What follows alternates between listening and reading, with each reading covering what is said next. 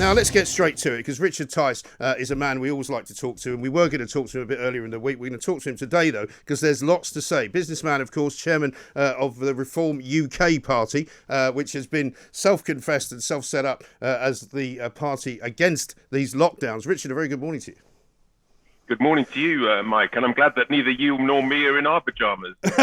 Well, absolutely. But I mean, what a shambles of a country we've become, where the Prime Minister gets himself pinged by an app, which has now pinged the person that's in charge of the app, just because he happened to be in the same room as somebody who later turned out to have COVID, even though he's tested negative. He's not going anywhere for 14 days. I mean, what's going on? It is quite extraordinary what's going on. As we all know, the reality is that there's only about between 5 and 10 people who've been reinfected with this disease, having previously had it, across the hundreds of millions who've had the disease across the country. Across the world. What the Prime Minister thinks he's doing at a moment of national emergency, with crucial issues at stake, like the Brexit negotiations, like how we come out of this lockdown. And there he is, stuck in his bedroom. It absolutely beggars belief. A total lack of one of the most basic things that we need in this country that we seem to have lost. It's called common sense. Yeah, and in the meantime, all we're reading about this morning and hearing about, if you weren't actually listening to Talk Radio, is this green industrial, sort of revolution that supposedly is being planned, where we're going to spend billions and billions of pounds putting windmills in the sea, setting you up with your own personal, battery the size of Battersea Power Station, electric bikes. I mean, who asked for any of this stuff? Well, I think the Prime Minister's talked about this a few weeks ago. Look, on the one hand, yes, we're all concerned about the environment, but on the other hand, folks, we've got a situation at the moment where there is an absolute emergency at hand, which is how the right approach to this virus. We in Reform UK, the renamed Brexit Party, we've made it very clear the government approach is completely wrong. They should be adopting the Great Barrington Declaration. And what's emerging just in the last couple of days, Mike, which is really important, and we're going to be focusing on very hard, I tweeted about it yesterday, is that we've now got some true comparative data from Liverpool, where they're obviously testing much of the city, between the quality and the accuracy of the PCR test, the standard government test, and the new, what they call lateral flow test. And the extraordinary thing, Mike, is that we're now seeing that for the same population, the lateral flow test, the new test, is showing just 20% of the positive cases that are being shown by the PCR test. So just imagine if all of this government strategy, everything they're doing across the whole of England and indeed the UK, is based on data that is potentially 5 times multiplied, 5 times wrong. Because if you have the correct data, and I think the PCR test is going to be is potentially the Achilles heel of this government. If that data is completely wrong, then actually we shouldn't be in lockdown at all. And it may well be that many of these cases that are being reported as cases are not cases. Many of the people that are going to hospital, yes, they are ill, but the reality is many people may be being given a false diagnosis, and they may have other illnesses. And therefore, many of the sad deaths that get daily reported as dying with COVID, they may not be dying with COVID at all. And so the whole strategy could be being completely undermined. And I would urge your listeners, watch my tweets, watch the data coming out of Liverpool. I've just checked it this morning before we spoke. And again, in the last couple of days, literally, the positive ratio is just 0.6% using the lateral flow test. It's 3% using the PCR test. This is potentially seismic, Mike. Yeah. Now, listen, I'm absolutely with you on the use of data and the misuse of data. There have been a couple of corrections published about this, though, haven't there? Because there are those who say the lateral flow tests are actually people are being given to people who don't have symptoms, and so therefore it might be that the other tests, which are given to people with symptoms, would show a sort of higher density, if you like, of the disease. What would you say to them? That's absolute nonsense. What they call the Pillar 2 test, the PCR test, is used across the whole community for anybody who rocks up to a testing centre and wants a test for whatever reason. So the two are like for like. I think, to be honest, that argument is being pushed by those who are really worried, actually, that the government's main strategy may be being completely undermined. Yeah. When you look at it, the PCR test, they're testing, give or take, 300,000 people under what they call the Pillar 2 across the whole community. every single day. This is industrial scale testing for a test that actually was never designed to be used on this industrial scale, and therefore the risk of errors and inaccuracy in the 5 lighthouse laboratories is huge. You're absolutely right, Richard, and I'm absolutely with you on this, because what we have seen is what we saw previous to this particular lockdown. In the first lockdown, we're not seeing NHS hospitals being overwhelmed. The BBC, I remember about 10 days ago, did this very scaremongering piece from Liverpool hospitals, talking to doctors who were all saying, if it carries on like this, we're going to be in real trouble. Well, plainly, it hasn't carried on like this. Plainly, the NHS has not been overwhelmed again. And plainly, all of these terrible warnings of doomsday scenarios have been way over the top and made by these scientists who seem to be so cautious. I'm amazed they even go out during the day. Well, that's their decision. But just, again, look at the data. The reality is every winter at this time of the year, hospital starts to get busier with people with flu, with pneumonia, with respiratory issues.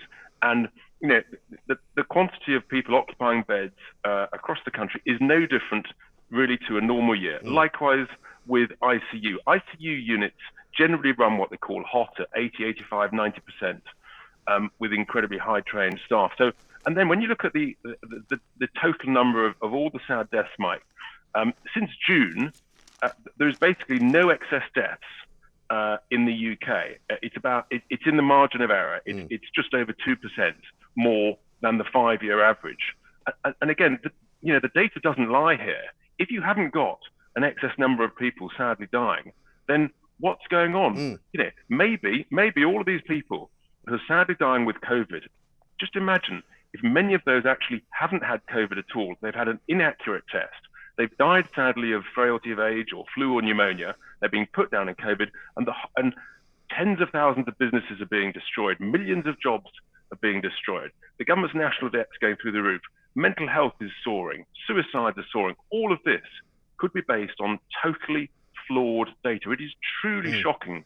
It really is. The scale of what may be happening in front of our eyes, Mike. And yet what we have, Richard, is a sort of collection of leaders, and I include Nicola Sturgeon, Mark Drakeford as well, and also in Northern Ireland, whoever happens to be running that place today. I'm not quite sure who it is at this point. But, they're all doing the same thing. They're all kind of running scared. They're all pointing to, this big sort of shadow over there somewhere without telling us what the shadow is. And I don't think they know what the shadow is, and I don't think they understand what they're doing. And I really think that it's time that we started to say these things. And I mean, we've been saying them here on Talk Radio for quite a long time. But when you look at the other tweet that you put out today about this incredible spread in the Daily Mail, the £18 billion virus fiasco, you see a guy on the front page of the Times who's made £21 million to act as a go-between in some deal with a jewellery company in America to supply PPE. I mean, it's unbelievable.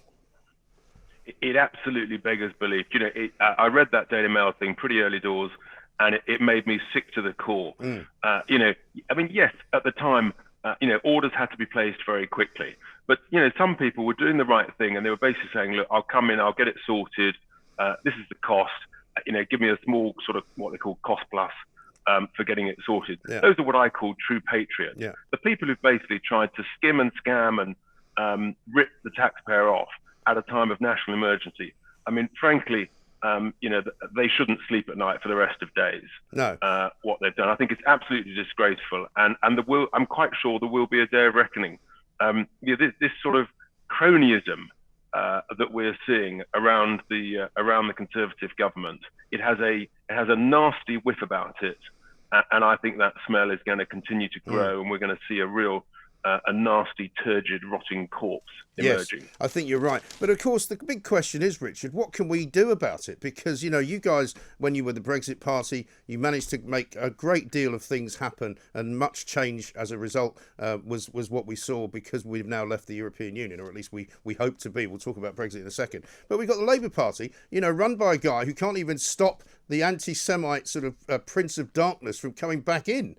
Despite the fact that he doesn't think it's a good idea, it seems to have happened anyway. It's like, Neil Oliver's coming on later on the show. He put a tweet out last night saying it's almost as if the main political parties have got some kind of mass suicide wish, that they're just kind of self-exploding.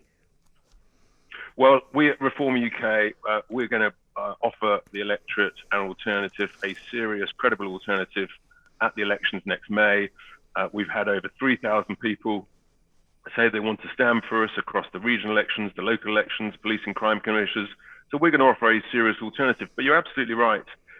In the meantime, Keir Starmer's got a big decision to make today, and I hope he makes the right decision, which is to say to Jeremy Corbyn, you're no longer welcome, and the whip is removed. Yeah. As I understand, and I'm not an expert in Labour Party processes, but as I understand, that decision to withdraw the suspension from Jeremy Corbyn was not taken by him, but was taken by the disciplinary body or whatever. So, it's now back to him. He's got the ability to withdraw the whip, and if he's serious about eradicating the hideous scourge of anti-Semitism in the Labour Party, then he should do that and show that he means business. I actually do think he does mean business, but now he's really got to step up to the plate and make that decision. Yeah. Let's talk about Brexit finally, Richard. What are you hearing from the other side of the water, from Brussels? What's going on?